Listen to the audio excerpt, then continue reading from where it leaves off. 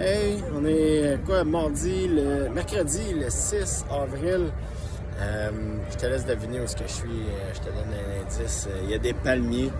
Je suis dans le stationnement du Convention Center de Miami Beach. En fait, je sors de la première journée de la conférence Bitcoin 2022. C'est la plus grosse conférence de Bitcoin au monde.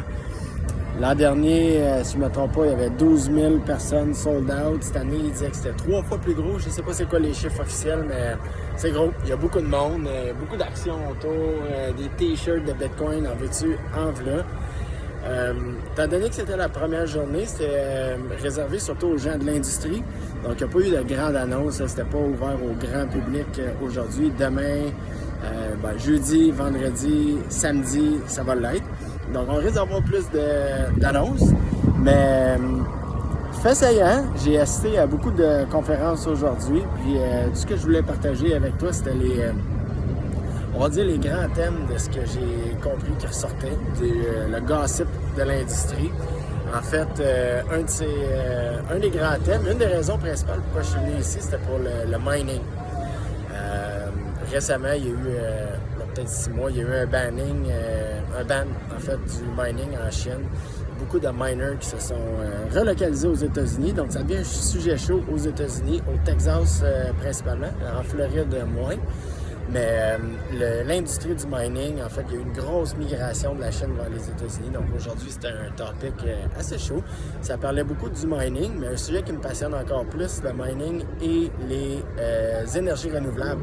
Comment, en fait, le Bitcoin essaie de faire changer la perception de l'industrie ou des gens qui se connaissent peu dans le domaine de l'énergie. Comment Bitcoin, non seulement peut aider... Oui, ça consomme beaucoup d'énergie, mais comment ça peut aider les grids électriques à faire la transition? C'est un message qui est récurrent aujourd'hui, que j'ai entendu à plusieurs reprises. Donc, le mining et l'autre thème, c'est encore, même en 2022, ça fait presque 12 ans maintenant que Bitcoin existe. Même en 2022, on est si tôt dans la courbe d'adoption. C'était l'autre point central, là, si tu peux, le highlight de la journée. Il y avait un conférencier, j'oublie son nom, mais c'était le directeur de la trésorerie de MicroStrategy, qui est une compagnie qu'on sait, elle est all-in dans Bitcoin, plusieurs milliards de dollars investis. Lui, c'est le directeur de la trésorerie. Fait que c'est lui qui gère les Bitcoins pour MicroStrategy, qui fait les décisions d'investissement, évidemment, avec son board. Mais ils ont commencé à faire des conférences, MicroStrategy, pour aider les autres entreprises qui voudraient adopter Bitcoin sur leur balance sheet, comme eux ont fait. Puis il nous disait qu'à sa dernière conférence, c'était pas la seule qu'ils ont faite, mais à sa dernière, 25 000 personnes qui ont assisté à ça. Donc si tu penses que les cryptos c'est niche, que c'est pas pour toi, 25 000 personnes qui sont des directeurs, des CFO d'entreprises qui s'y intéressent, qui veulent l'intégrer, c'est parce que ça s'en vient. Ce qui manque encore, c'est le onboarding, le support pour aider ces entreprises-là.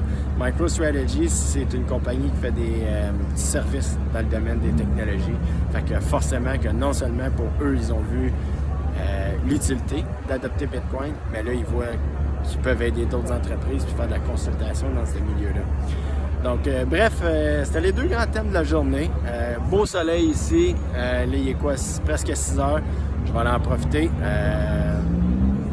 Je vous fais d'autres vidéos prochainement sur la suite. J'espère qu'on va avoir des belles annonces pour le reste de la conférence. D'ici là, ciao!